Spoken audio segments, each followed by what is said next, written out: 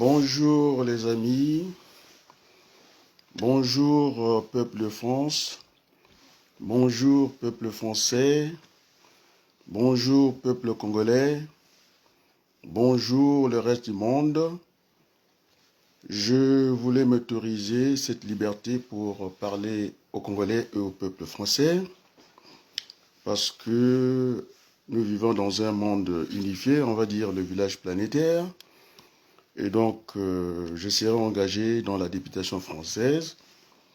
Donc, je veux quand même avoir quelques mots pour mon pays, de parler des échéances politiques qui sont déroulées au Congo. Pour moi, il n'y a pas de discussion, ça ne fait pas l'ombre de discussion. Il va falloir redémarrer le Congo, donc l'élection présidentielle au Congo. Je lui dis à M. Macron et au peuple français, c'est une élection ratée. C'était suivi d'un candidat majeur qui a perdu sa vie pendant le processus électoral. Et qui dit l'article 70, le fait et des droits, l'élection devait s'arrêter. Et donc, ces juristes congolais qui ne savent pas battre le fer quand il échoue, qui viennent après coup nous distraire, donc M. Abalokou ne distrait pas les gens. Lorsqu'on perd la direction, on revient au Bongi, c'est-à-dire au carrefour, pour essayer de trouver les voies et moyens pour essayer de repartir. Et donc, en ce qui me concerne, j'ai la double nationalité, j'ai le contact au niveau français, et quand j'ai vu cette médecine, la médecine du Congo, avec 3 surgeons au bloc opératoire, en train d'opérer un Congolais, et l'autre surgeon passait son temps à taper sur la lampe pour avoir la lumière. Et là, sans être médecin, vous pouvez imaginer que les chirurgiens, les deux qui sont restés, ils ont du mal à voir les organes malades ou à extraire dans le corps humain. Et nous ne devons pas faire comme ça. L'Afrique vient de faire une démonstration de médecine. Cette femme qui a accouché de 9 enfants, mauritanienne, elle ne pouvait pas, en tout cas, accoucher en Mauritanie. On l'a envoyée au Maroc. Le résultat est incontestable. Elle a pu nous donner 9 beaux enfants du monde. Voilà. Je pense qu'on ne peut pas jouer avec la vie des Congolais. Et les Tchadiens viennent de nous donner l'exemple, les Tchadiens, lorsque M. Macron, sans porter de marche, parce qu'il parlait à l'oreille du fils Déby, allait soutenir le putsch, c'est-à-dire qu'on a écrasé la Constitution. Et de l'autre côté, on a vu les rebelles qui voulaient marcher sur Djamena. On a vu de deux côtés le rapport de force. Il y avait l'Armadan pour détruire ces pays.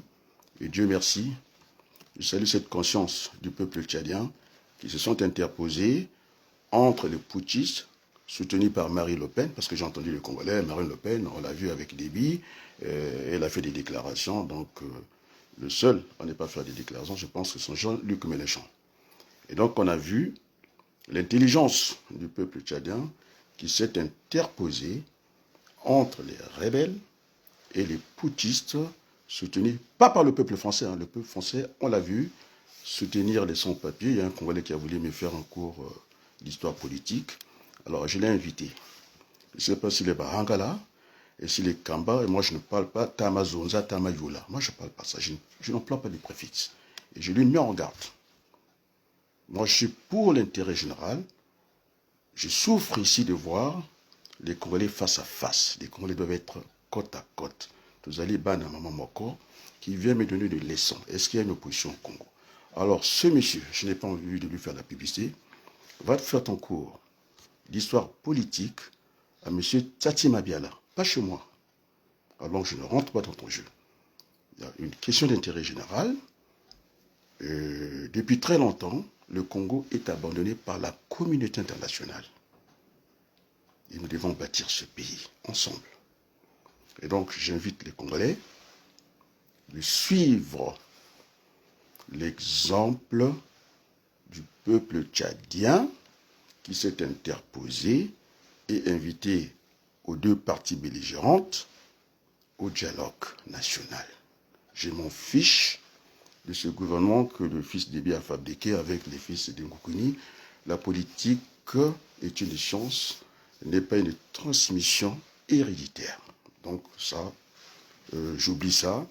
Mais ce que je retiens, c'est cette interposition, n'en déplaise, du peuple tchadien pour essayer de reconstruire ce pays. Donc je demande même ce qui est bon pour le Tchad est bon pour le Congo.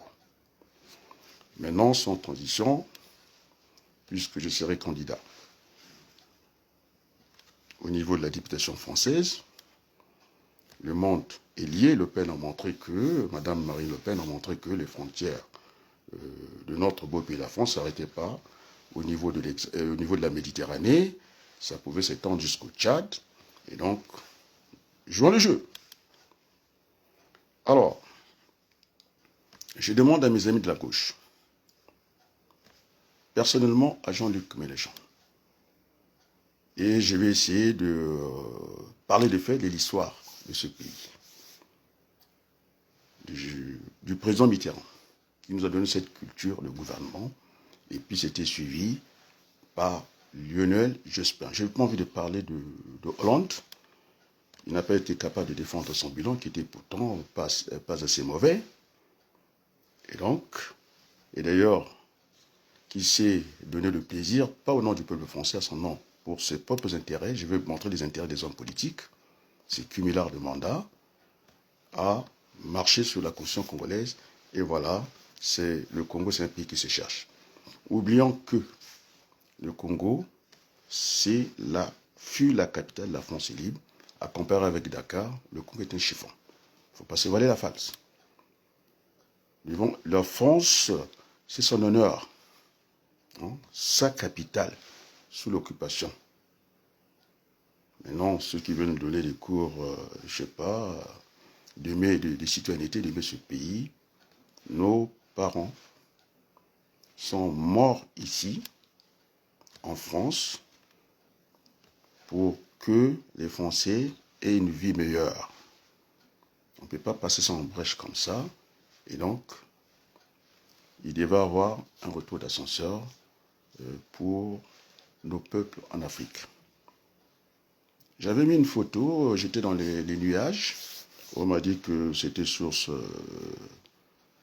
de malheur. Il fallait que je rectifie ça. Et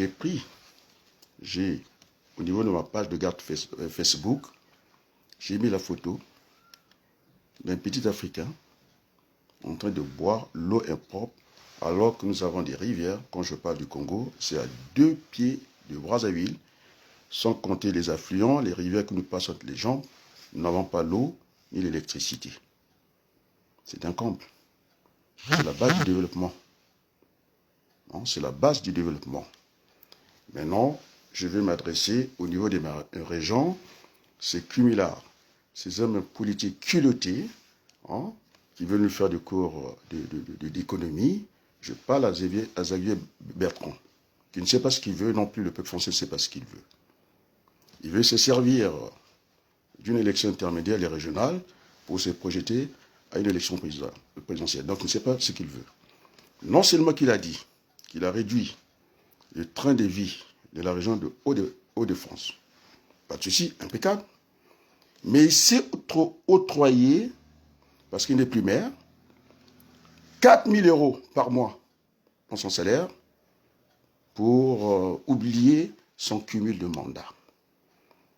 Je dis bien, il a réduit le train de vie de la région, mais entre-temps, il sait, d'ailleurs de toute façon c'est la politique de la droite. On a vu, en tout cas, M. Sarkozy, dès qu'il était élu, la première chose, il a augmenté son salaire. Le président, et puis, même pas des miettes aux Français, 2% du SMIC. Et c'est pas normal. Alors, ceux qui veulent aller avec la droite, je lui dis à Jean-Luc Mélenchon, pour le moment, c'est le candidat le mieux placé de la gauche, ça sera son 3e mandat. Il est comme Chirac, il faut qu'il persévère, et maintenant, il faut éviter. Je m'adresse à l'entourage de Jean-Luc Mélenchon. C'est vrai, on essaie de remettre son passé de trotskiste. Oui, Jospin était trotskiste, N'empêche, c'est un socialiste, avec cette culture de gouvernement que nous avons en héritage de François Mitterrand. C'est parmi les meilleurs présidents de la Ve République. Bon, on parle de Gaulle, mais bon, en tout cas, Mitterrand était là. Il nous a donné cette culture-là. Et même une fois que les socialistes étaient déçus, il avait dit, soyez patients, c'est un pays démocratique, il y aura une alternance et les Français reviendront vers vous. Donc, M. Macron a échoué. Il n'a pas été capable de gérer la double crise. Moi, je lui ai proposé des modèles, de faire des rotations. Alors, vous avez des entreprises. Il n'y a même pas le sens de l'équité, c'est-à-dire la justice sociale. Je me suis embarqué, je parle de ma circonscription. Vous avez, dès l'instant que vous vendez le même produit, vous êtes concurrent.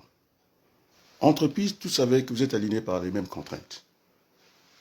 On a oublié que c'est quand même un but qui a racheté Conforama et qui sont sur la même zone d'activité ici à Saint-Maximin. On a vu les rideaux baisser. C'est mal de cœur, ça vous fait mal au cœur. Et en tentant, Castorama, et puis de l'autre côté, vers Nogent là-bas, Bricoman, en train d'ouvrir comme ça largement les portes, et cela est insupportable. Et donc, il y aura des entreprises qui vont ils vont mettre leurs clés sous le paillasson. Et ce n'est pas juste. Et donc, la politique de M. Xavier Bertrand, de réduire, nous allons faire le contraire. Alors, le poids qu'il en coûte, c'est une bêtise. Parce que toutes les économies du monde, effectivement, étaient à l'arrêt. On peut nous reprocher la politique de Jospin, de la réduction du temps du travail. Ça avait permis de créer des emplois. Alors, avec le salaire de M. Bertrand, je lui dis tranquillement ici, 4 000 €, on pouvait créer des emplois jeunes. C'est vrai qu'on n'enrichit pas le pays par les emplois, mais il faut reconnaître que l'État est un agent économique. Il perçoit des impôts, il doit les redistribuer sous forme de subventions aux entreprises et des formations des jeunes. Alors, donc je demande à M. Jean-Luc Mélenchon de revenir aux fondamentaux d'une élection présidentielle à la Mitterrand. Cette culture de gouvernement. Et donc, il n'y a pas une aversion de l'argent, du profit. On ne va pas faire comme M. Juppé qui a voulu vendre, je ne sais pas, Thomson à une erreur symbolique. Vous avez vu tous les trucs. Donc, nous ne supportons pas d'abord le doping social, envoyer les entreprises, l'intelligence française en Chine, et nous voulons réconsidérer ça ici. Et donc, la politique, oui, nous allons endetter le pays. Ce qu'on appelle une dette souveraine. Ça a été démontré par Ken, qui n'est pas un marxiste, parce que nous affrontons une double crise, et donc nous irons sur 3 leviers. La consommation, l'investissement et la dette publique. C'est ce qu'on appelle une dette souveraine.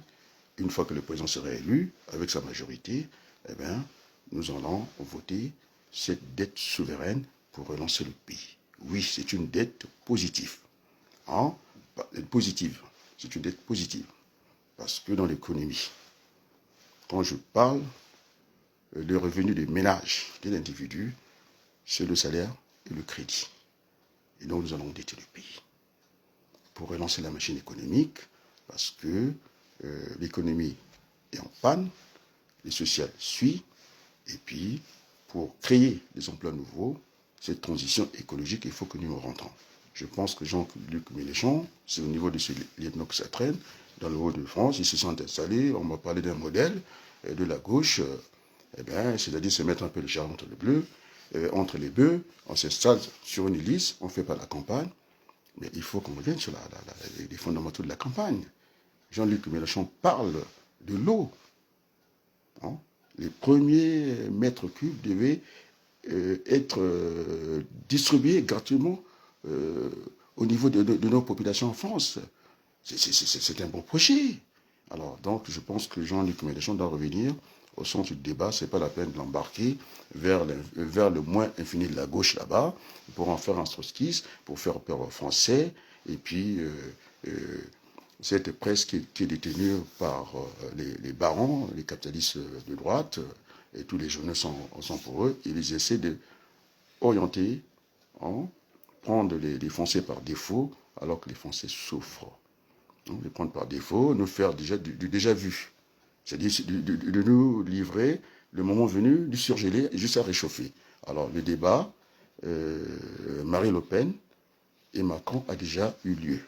Alors Macron est parti d'un garage, là-bas il n'était pas prévu. Hein, bon, c'est l'homme providentiel, semble-t-il, pour nous faire vivre ce que nous vivons. Hein, tout le temps, ce pays n'est plus dirigé, on subit le matraquage des prévisions sanitaires, hein, de l'hôpital. On ne peut pas diriger un pays sur la base des prévisions parce que la prévision, ce sont des saisonnalités, ça ne sert qu'à nourrir le débat politique. On ne peut pas aller plus loin. Et donc, pour caler vos prévisions, pour caler la prévision, il faut introduire ce qu'on appelle la planification stratégique. Le plan A, le plan B, le plan C, pour ne pas parler de la prospective. Donc, l'avenir n'est jamais certain. Parce que là, si on fait des prévisions, nous rentrons dans des certitudes, c'est la pensée unique. Alors, je vais aussi essayer de rentrer dans mon métier. Des précautions valent une, hein, parce que M. Bertrand a voulu nous amuser en nous mettant seulement l'autre face du tableau, que voilà, il a réduit le train de vie de la région très bien. En entendant, c'est nous qui souffrons dans les trains, nous avons des trains courts, c'est ça que ça veut dire. Alors que pendant la pandémie, il faudrait avoir cette distanciation sociale, avoir des trains longs. Donc c'est ça que ça veut dire. Et la deuxième, l'autre lecture, l'autre tableau, on a vu qu'il avait augmenté son salaire mensuel de 4 000 euros. On pouvait créer 2 emplois jeunes. Donc ça ne va pas. C'est comme ça que je forme, en tout cas, mes apprenants, ceux qui sont en gestion, pour ne pas parler de la gestion des stocks, parlons de la gestion d'approvisionnement. Ils sont formés par moi sur des ratios, des critères. Il n'y a pas un seul critère. Hein. Il faut aller sur plusieurs critères. Lorsque je forme un gestionnaire, je ne le forme pas seulement au niveau des services, c'est-à-dire de la qualité. Ça ne veut rien dire. Et lorsque vous avez un fournisseur, puisque nous sommes dans un monde planétaire, les grandes usines, les usines du monde se trouvent en Chine. Donc, c'est ceux d'alerte qui doivent tenir compte de la distance aussi. Les risques aussi, hein, des ruptures de stock. Alors, lorsque vous avez un gestionnaire que moi je forme, qui vous affiche un niveau de service, c'est-à-dire la qualité, à 90%, et entre-temps, quand je regarde l'autre tableau, eh ben, il m'a raté 3 approvisionnements. C'est-à-dire qu'il a un tiers du risque de rupture, 33% du risque, alors bon, je ne le prends pas, je n'engage pas. Donc voilà, nous devons avoir cette culture d'être polyvalent, pluridisciplinaire, ne pas voir seulement les choses sur un angle. Parce que qu'est-ce que cette politique va être enseignée par le professeur Jacques-Antoine à l'Institut technique des prévisions économiques et sociales. Nous avait toujours conseillé de ne pas avoir seulement les problèmes sur un seul angle du prisme. Il faut essayer de voir, parce que si vous prenez l'architecte, lui, il va essayer qu'on lui donne en tout cas des terrains favorables pour qu'il puisse monter des tours. Et le militaire, lui, qu'est-ce qu'il va faire? Il faut lui trouver une montagne et pour essayer de casser ce que l'architecte a fait. Et puis, ainsi de suite, ainsi de suite. Et d'ailleurs, le curé, le pasteur, lui, il veut toute une savane pour prêcher. Hein. Et donc, on ne peut pas voir les choses de cette manière-là. Chacun ne doit pas voir midi devant sa porte, c'est-à-dire que la somme de nos intérêts particuliers n'a jamais donné l'intérêt général. Et donc, voilà, je demande à mes amis qui sont dans l'Oise, c'est bien de s'installer dans les listes. Les élections intermédiaires devaient servir de prélude aux élections présidentielles.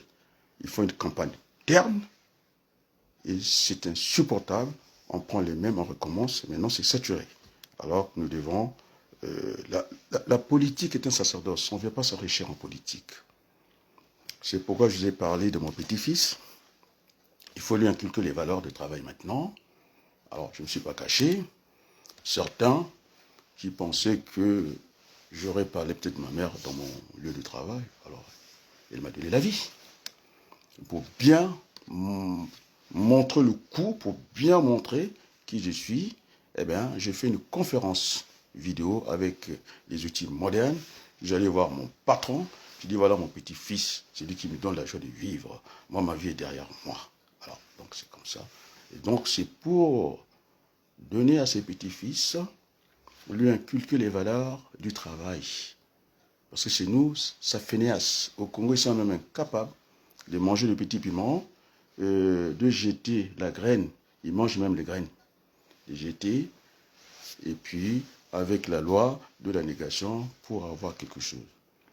Au lieu d'élever des vaches, on peut élever des moutons.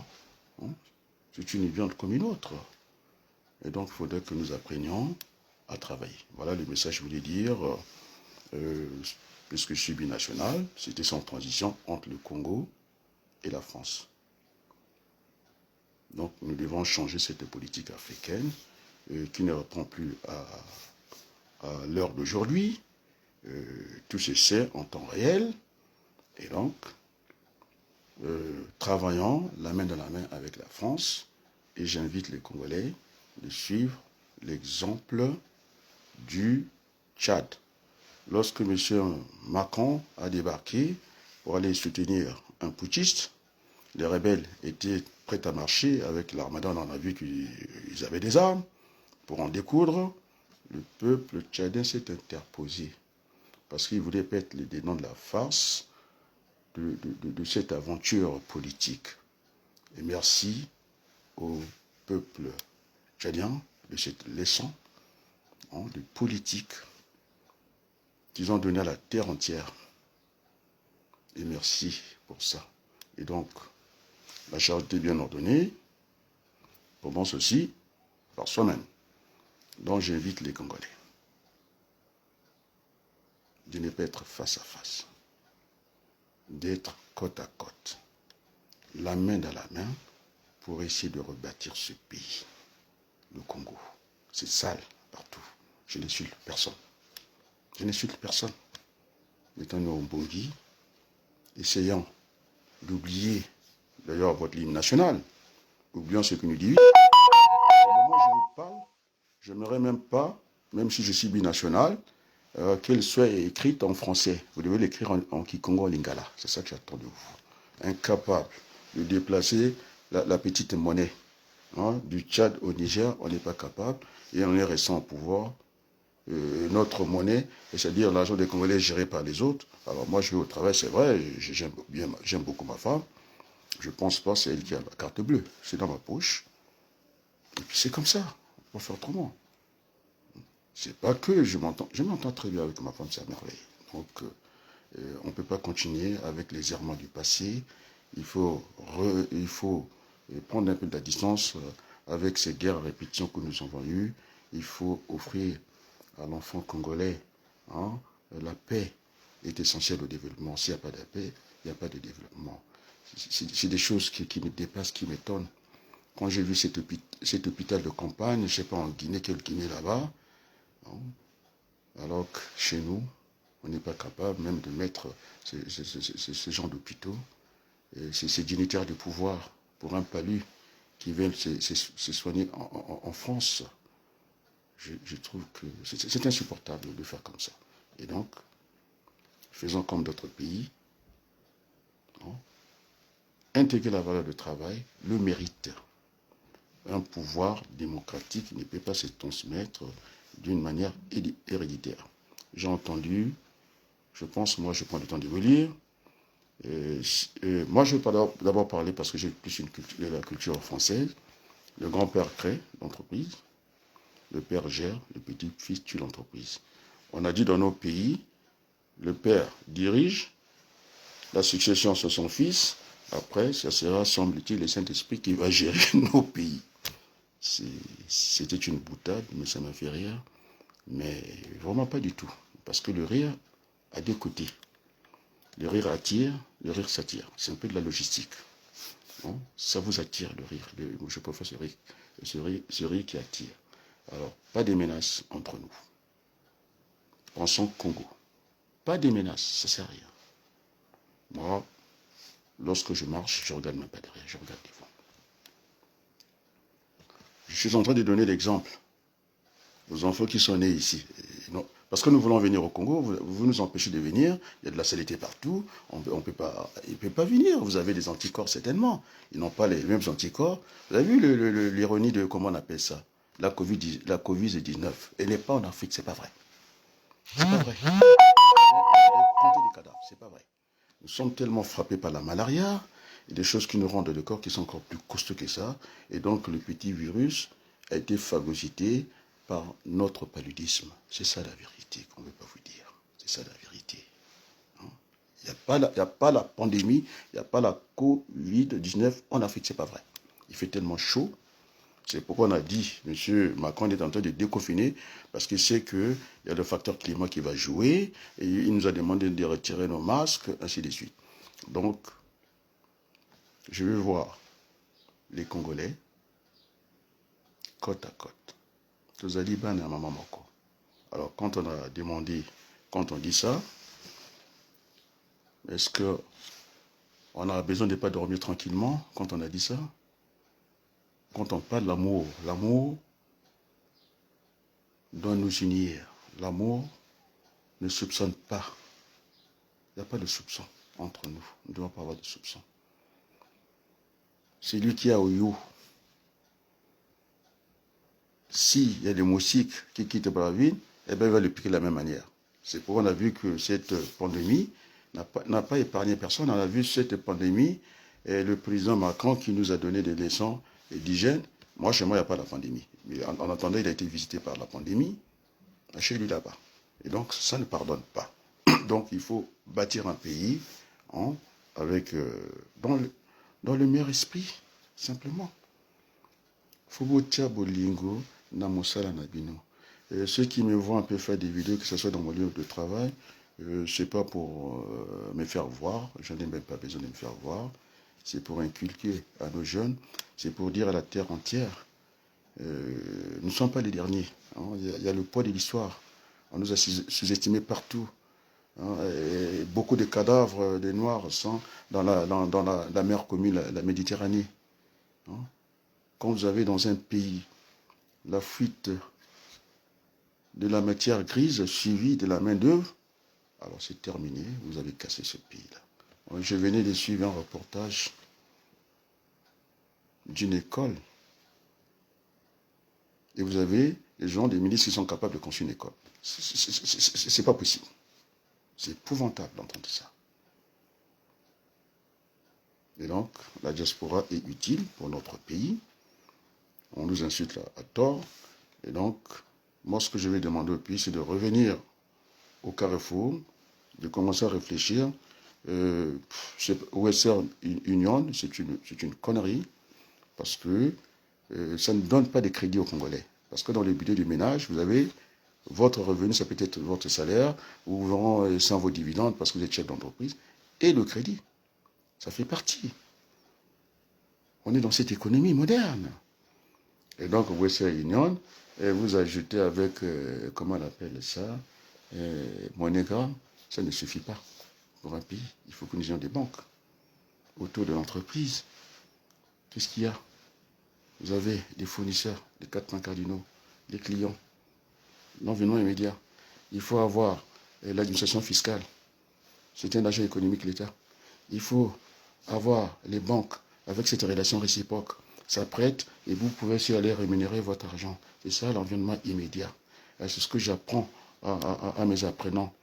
Donc, on ne peut pas aller installer une entreprise dans le désert. Ce n'est pas possible.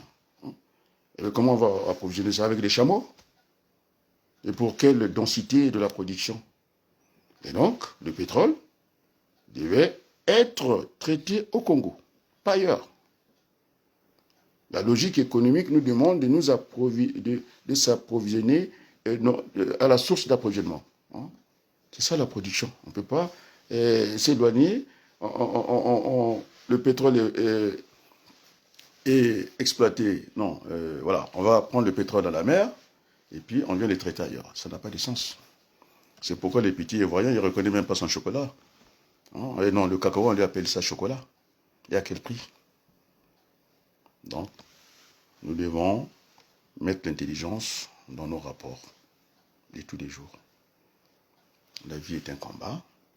Et donc, je demande à ceux qui veulent faire l'État, je ne sais pas, du Sud, l'État du Nord, mais si vous prenez votre carte, si le point noir devient le Sud, forcément, le pôle deviendra le Nord. Et puis vous allez couper ça, je ne connais pas vos critères, où s'arrête l'État du Sud.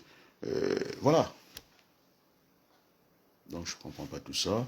alors que tous les pays se battent pour devenir grands, parce qu'il y a un problème de marché intérieur à gérer, et puis ainsi de suite. Donc, il ne faut pas balkaniser le pays, il ne faut pas réduire les pays à leur proportion congrue par notre petit tribalisme, c'est tout. Non, il ne faut pas faire comme ça. Donc, j'ai lancé un message, je serai candidat, n'en déplaise, à la députation française, et donc, je suis dans l'Oise, dans le Hauts-de-France, je demande à mes amis de la gauche de revenir aux fondamentaux d'une bonne campagne, où on va parler de l'économie, du social. C'est pas les drapeaux, oui, moi l'international je l'ai chanté, les drapeaux dans les rues. Non, il ne faut pas amener Jean-Luc Mélenchon vers l'infini, le moins infini de la gauche. Il n'a pas besoin de cela. C'est de parler des vrais problèmes. Il a commencé par l'eau. Il a l'expérience. Il fut un bon ministre de l'enseignement professionnel sous Lionel Jospin. Il a cette culture-là. Et donc, les amis, on ne vous entend pas. Et ces élections, je vais me répéter parce que je suis enseignant, on appelle ça, je ne fais pas des métaphores, moi, je fais des anaphores. Je dois parler 10 fois, c'est-à-dire je tape sur la pointe au moins 10 fois pour qu'elle rentre. Voilà. Donc, c'est ce que j'essaie de faire. Mes amis de la gauche, je vais peut-être citer un nom. Et donc, mon frère Christian Feuillet, alors, il faut assez rapidement, puis celui qui m'avait relancé, Adrien, qu'est-ce qu'on fait? Eh bien, de retrouver le chemin de la campagne, une campagne raisonnée. Ce n'est pas des campagnes où on va discuter la théorie du capitalisme. Oui, Marx n'a jamais été contre le capitalisme, c'est pas vrai. Il avait dit mission salvatrice du capitalisme, mais seulement le capitalisme va se retrouver par sa propre contradiction, parce qu'on va faire des produits standards, on va développer le capital mort au détriment du capital vivant, c'est-à-dire les êtres humains, et puis la contradiction, le marché, c'est la sanction, alors que la concurrence, c'est une guerre à bas prix, et puis vous allez voir tout de suite, le capitalisme va trouver sa raison. Donc Karl Marx, n'a jamais été contre la mission salvatrice du capitalisme, c'est pas vrai, c'est pas vrai. Et donc, évitons ces débats d'université un peu flous comme ça. Les Français, ils veulent qu'on leur parle de leur quotidien, qu'est-ce qu'on fait dans une contrée. Et donc, pour ne pas aller chercher Michel Godet, l'un des meilleurs en planification stratégique, en prospective, il n'y a pas de territoire maudit, ça n'existe pas. Ça n'existe pas de territoire maudit, ça n'existe pas. Il faut des gens capables d'animer ces territoires. Et puis c'est tout. Regardez comment ça dort dans l'Oise. Ils ne sont pas capables. On a l'eau, on a la terre, on a tout. Il manque d'inventivité. Ils nous ont créé des mots pour nous faire peur. Il y a un désert médical, mais nous sommes à 25 minutes de Paris. On n'est pas en Turquie ou ailleurs ou en Chine. C'est à côté. Il peut venir travailler et rentrer à Paris. Il nous parle pour faire peur aux Français. Il manque d'inventivité. Donc il n'y a pas de territoire maudit. On a l'eau ici. On peut faire du tourisme, comme à Paris, occuper les jeunes. Alors qu'est-ce qu'on fait de l'argent, comment les impôts des Français? Alors ça sert à monsieur Xavier, je le répète 10 fois pour que ça soit entendu par les Français, à augmenter son salaire et puis à nous faire un programme drastique. Il réduit le budget. Est-ce qu'on doit réduire en temps de crise? Oui, c'est vrai, il faut faire des économies en temps de crise. Et quoi qu'il en coûte, c'était une théorie que j'ai combattue. On n'en parle plus parce que les économies étaient à l'arrêt, simplement. Et toutes les économies du monde, c'est de la physique. Dans l'économie, il y a de la physique, il y a des mathématiciens qui ont fait de la physique. Quand vous êtes à l'arrêt, il n'y a pas de mouvement, la force est égale au poids. Le poids, c'est quoi? Le poids, c'est l'économie. C'est l'économie. La force, c'est la finance. Alors, comme ça, l'arrêt, ils sont au même niveau. Donc, on peut finir de tromper les gens. D'ailleurs, Madame Lagarde, que je l'apprécie ou pas, qui est au FMI, est venue dire attention, d'ouvrir les vannes comme ça, de quoi qu'il en coûte. À un certain moment, il faudra payer cette dette-là. C'est une dette souveraine. Il faut la payer. Et puis maintenant, on n'en parle plus. Et puis, vous n'avez pas comparé le modèle allemand, ils sont très disciplinés, au modèle français. Là-bas, vous avez votre permis, il n'y a pas de limitation des vitesses. En France, on est obligé de faire comme ça. Bon, je ne critique pas le système français, bien au contraire. L'exception culturelle. Les Français n'ont jamais suivi bêtement les Américains. C'est aussi positif comme ça. Hein. Ils ont leurs particularités et ça se respecte. D'ailleurs, l'ingénieur français est pluridisciplinaire, généraliste, d'ailleurs recherché partout dans le monde. Hein. Donc, je ne fais pas la critique, mais ce n'est pas les mêmes standards. Il ne faut pas venir raconter des conneries aux Français comme ça, quoi qu'il en coûte. Mais attends, quoi qu'il en coûte, et c'est de l'argent. Et moi, j'ai appris dans l'économie empirique de mes parents simplement, en temps de crise, qu'est-ce qu'on fait? On doit faire attention à la dépense. Donc, on épargne. On ne peut pas faire autrement. On ouvre les vannes comme ça, et puis on fait comment après? Et donc, semble-t-il, je suis en train de suivre la télévision. Le grand débat, ça sera la sécurité, ok. On va parler de la sécurité, mais il n'y a que la sécurité dans ce pays. Il faut parler d'autres sujets. Hein. Mais lorsque vous avez faim, vous êtes en insécurité déjà. Non? Donc, les problèmes sont liés. Eh bien, il n'y aura pas de sujets tabous. Et donc, je pense que Madame Ségolène Royal vient de jeter l'éponge, était précédée par Arnaud Montebourg. Et donc, est-ce qu'il faut faire des primaires? Il n'y en a même plus, on n'a plus le temps. Et en plus, on ne met pas de Madame Hidalgo. Alors, les sondages, cette étude d'opinion qui est venue de Londres, ce n'est pas celle qui est fabriquée par des hommes d'affaires français et qui soutiennent Macron pour nous faire déjà du déjà vu, pour nous servir le surgelé dans quelques encablures. Ils ont eu le débat qu'ils avaient eu. Maintenant, c'est terminé. Il faut voir d'autres acteurs. Donc, je demande à mes amis, à ceux qui entourent Jean-Luc Mélenchon, c'est un candidat malheureux. Et moi, je suis un socialiste, je connais qu'est-ce que le socialiste peut faire dans ce pays. Ils ont réduit le temps du travail, ça n'a pas mis l'économie française, je ne sais pas, à la 20e position. Nous sommes une nation productiviste, on l'a démontré. Mais sauf que lorsque Mme Aubry a eu cette idée, qu'elle n'a pas voulu certainement recevoir, je ne sais pas pourquoi, Jean-Luc Mélenchon qui était dans sa ville, et pourtant, la réduction du temps de travail. Seulement, on n'a pas accompagné les zones d'accompagnement. C'est-à-dire qu'on devait répertorier chaque entreprise qui avait 10 salariés, et lorsque vous enlevez 4 heures, vous avez 40 heures, donc vous pouvez créer un emploi. Ça n'a pas été suivi. C'était, en tout cas, mal géré. Eh bien, les hommes d'affaires en ont profité. Pour moi, le travail que je faisais lorsque j'étais encore du côté de Roissy, je travaillais pour Air France, la sous-traitance pour Air France.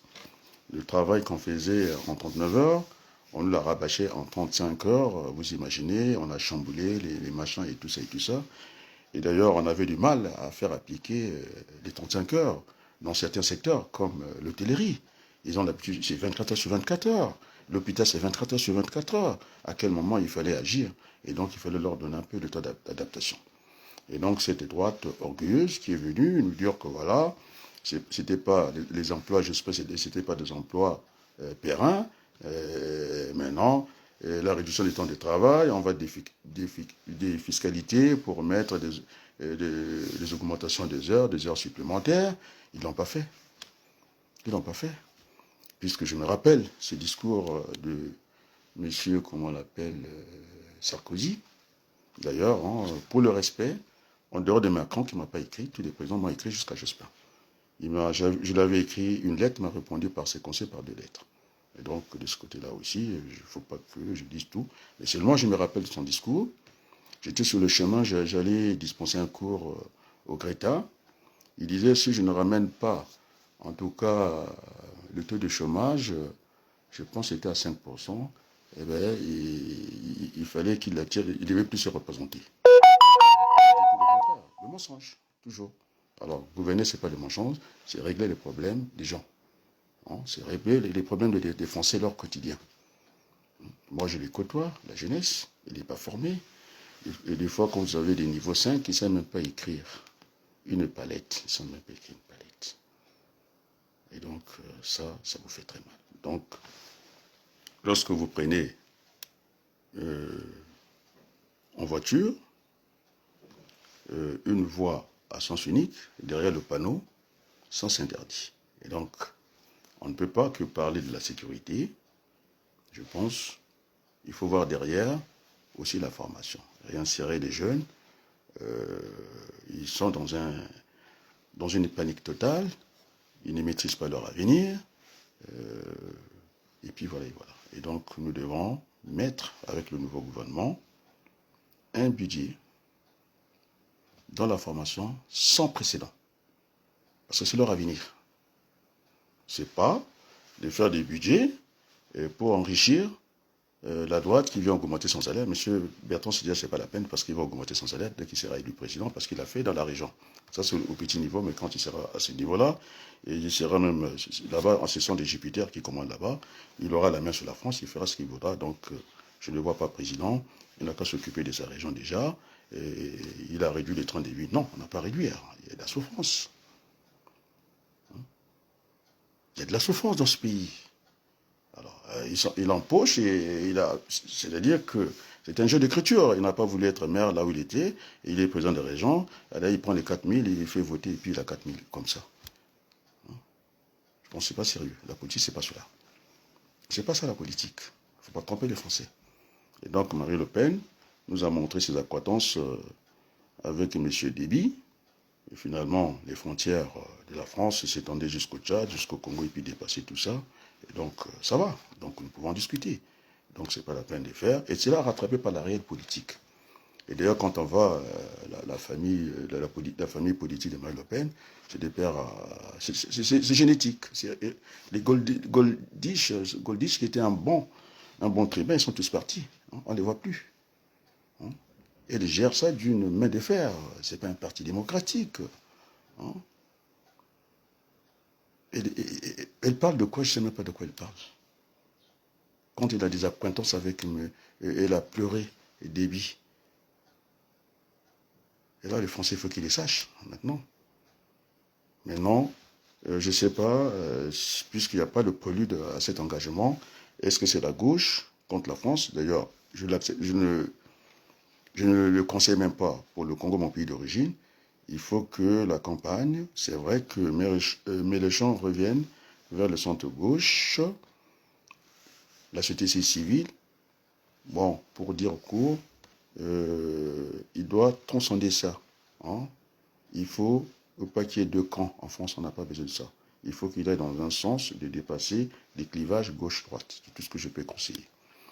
Alors, je vois beaucoup de gens, Martine, Hugo, Pauline, Kerinia, regarde, merci beaucoup, c'est une Française, je vois bien.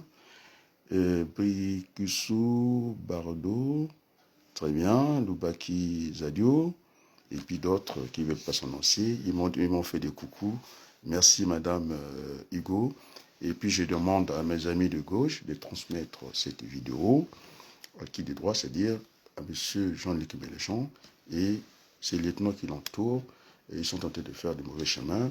Et donc, le Bernard Cazeneuve, je pense Cazeneuve, l'ancien Premier ministre socialiste, a raison de le tacler, de ne pas nous envoyer vers là-bas, vers cette gauche de grabataire. Nous voulons une gauche responsable et elle a montré qu'il pouvait gérer ce pays. Il d'ailleurs l'a bien géré. Donc, il ne faut pas faire peur aux Français.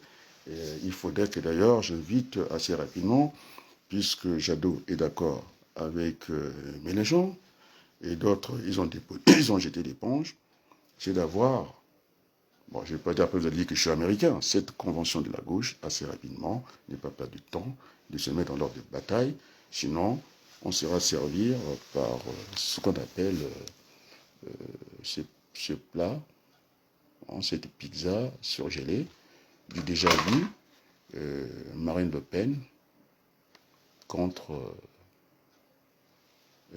Macron. Donc c'est du déjà vu, on n'a pas besoin de ça. Ce pays a besoin de changements démocratiques, sans violence. Et ceux qui voulaient entretenir ce débat des généraux, oui, les généraux sont des êtres humains. Quand on enlève la tenue, ils sont civils. Ils ont droit à exprimer leur opinion en dehors de l'institution de l'armée. Parce que le futur président, il sera le chef des armées, eh bien, ce sera leur chef. Donc on n'a pas à avoir ce genre de discussion. Donc lorsqu'on est militaire, on doit respecter cette discipline. Voilà, si ça fait partie de la déontologie du militaire, et maintenant si on commence à faire comme ça, et d'ailleurs je travaille avec des militaires, je ne vais pas citer les noms parce que sinon, peut-être qu'ils ne seront pas contents, Généralement en France, les généraux, on ne les garde pas plus de 5 ans dans les mêmes unités. On les change, et pour éviter un peu ce genre de coup d'État qu'on a voulu faire. Hein. D'ailleurs, aux États-Unis, l'autre est ici, hein, l'ancien président qui était là, Donald, je ne sais pas si c'est Donald, mais voilà, celui qui était là, il voulait faire un coup d'État. Et tellement que la démocratie américaine est installée, ce n'est pas passé. Et donc, évidemment, ces faux débats, hein, il faudrait au contraire lister les problèmes des Français, les classer dans l'ordre et commencer à les traiter. Et donc, je demande cette convention de la gauche. Je pense à Madame Georgina Buffet, que je connais personnellement, et qui est modérée, qui est communiste, qui a dit aussi qu'elle ne voyait pas d'inconvénients concernant la candidature de Jean-Luc Mélenchon. Donc, vous avez à gauche Madame Buffet, communiste, vous avez Jadot, écolo, et puis moi-même, alors, et puis maintenant les socialistes, en tout cas, c'est votre frère, hein, Jean-Luc Mélenchon, c'est un ancien socialiste, donc il ne faut pas venir tromper les Français, et donc on vous attend, et je souhaite vivement cette convention de la gauche élargie. Voilà, sur ce, je vais encore me donner les airs de liberté de Nana Mouskouri, j'aime beaucoup la liberté. Sur ce, je vous dis encore merci.